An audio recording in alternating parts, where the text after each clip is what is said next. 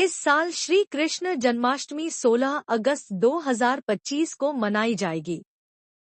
लड्डू गोपाल को पंचामृत आदि से स्नान कराने के बाद भव्य श्रृंगार करने के साथ 56 भोग लगाया जाता है। चंद्रोदय समय रात 10:46 बजे। कृष्ण जन्माष्टमी की पूजा इन चीजों के बिना अधूरी, शामिल करना न भूलें।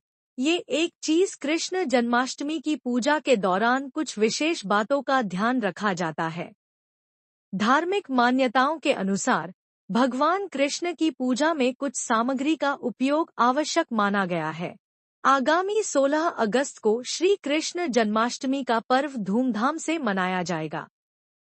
मध्यरात्रि में श्री कृष्ण जन्माष्टमी का जन्मोत्सव मनाते हैं। इस दिन लड्डू गोपाल को झूले में झुलाया जाता है। घरों में भी गोपाल की पूजा की जाती है। भगवान को भोग लगाते हैं। पीले वस्त्र अर्पित करते हैं। कृष्ण जन्माष्टमी की पूजा के दौरान कुछ विशेष बातों का ध्यान रखा जाता है। धार्मिक मान्यताओं के अनुसार जन्माष्टमी में भगवान कृष्ण की पूजा में कुछ सामग्री का उपयोग आवश्यक माना गया है। आइए जानते हैं। कृष्ण जन्माष्टमी की पूजा इन चीजों के बिना अधूरी, शामिल करना न भूलें। ये एक चीज। डंठल वाला खीरा। जन्माष्टमी पर भगवान श्री कृष्ण की पूजा में खीरे का विशेष महत्व माना जाता है।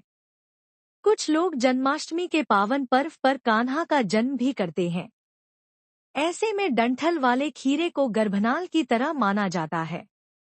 इसलिए जन्माष्टमी की पूजा में भगवान श्री कृष्ण के पास डंठल वाला खीरा रखना ना भूलें। गंगाजल। चाहे किसी भी तरह की पूजा पाठ हो, हिंदू धर्म में गंगाजल शुद्ध और पवित्र माना जाता है, जिसके बिना पूजा अधूरी मानी जाती है। तुलसी। भगवान श्री कृष्ण विष्णु जी के ही अवतार हैं। धार्मिक मान्यता है कि बिना तुलसी की पत्तियों के प्रभु भोग स्वीकार नहीं करते। इसलिए जन्माष्टमी से पहले से तुलसी की पत्तियां तोड़कर रख लें। कहते हैं जन्माष्टमी के दिन तुलसी नहीं तोड़ा जाता है। माखन मिश्री। कन्हा जी के बाल स्वरूप को प्रसन्न करने के लिए माखन मिश्री का भोग लगाया जाता है। भगवान कृष्ण को माखन बहुत प्रिय है। इसलिए जन्माष्टमी के शुभ मौके पर प्रभु को माखन मिश्री का भोग लगाएं। पंचामृत। जन्माष्टमी की पूजा में भोग या अभिषेक के लिए पंचामृत का इस्तेमाल किया जाता है। मोर पंख। भगवान श्री कृष्ण के मुकुट पर मोर पंख शोभ्यमान है। प्रभु को मोर पंख अति प्रिय है।